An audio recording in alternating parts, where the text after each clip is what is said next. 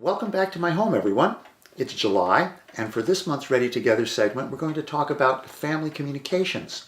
Now, I don't have a family communications plan in place, so that's a reason why I'm really glad my friend AJ from Fire District 1 is here to help me with some ideas for how to set up a family communications plan. How you doing this month, AJ? I'm doing great, Larry. Wonderful. Well, now, I'm pretty attached to my cell phone, and this has been my major communication device, but I'm kind of worried that maybe it's not enough. I think we need something more than just this. What kind of ideas do you have? Well, first, let's talk about what happens if you become injured or incapacitated, you can't speak. First responders and hospital staff need to know how to get a hold of your family in case of an emergency.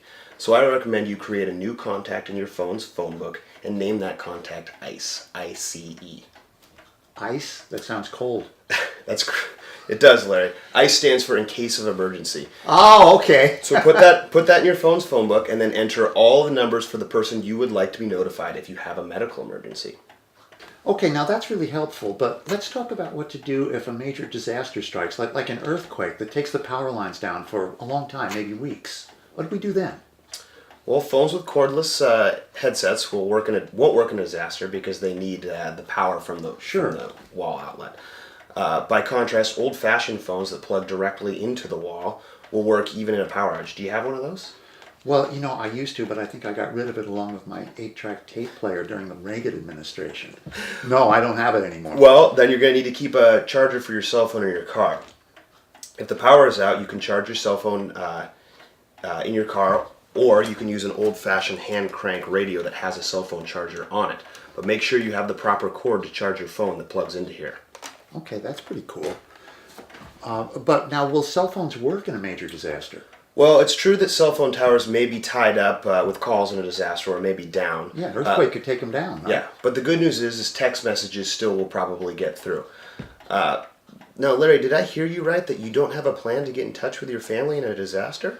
Well, no, I don't, AJ, but I think it's about time that I pull one together. Do you have any suggestions for me? So step one is to develop copies of phone numbers that you need. Family members, caregivers, daycare providers, and contacts in work at school. I really like this paper that you can fold down into a wallet size. You can get this off the FEMA website, ready. You can just download that form. Absolutely. Just fill it out, fold it up, put it right in your wallet. You're good to go. Yep. That's great. Okay, so what's step two? Well, step two is to discuss and develop a communications plan with your family. Ensure that each member knows what the plan is and has a copy. Post it near a phone and put another copy in your go bag. Okay. Your plan needs to include an outside the area contact, and here's why. Local phone circuits will be overloaded when the emergency happens, but long distance phone circuits are on a different plan. So you'll be able to. Really? Yes, you'll be able to call people outside the area much easier than inside the area.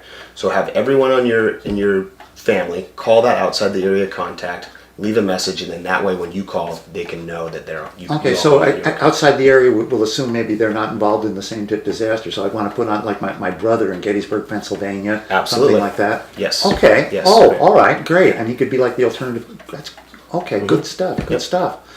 Well, wow. Looks like I've got a lot of homework to do, AJ.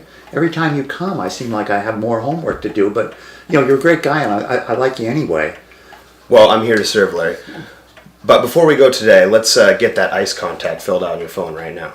Well, sure. Let's work on that together. All right. All right, let's do it. Okay.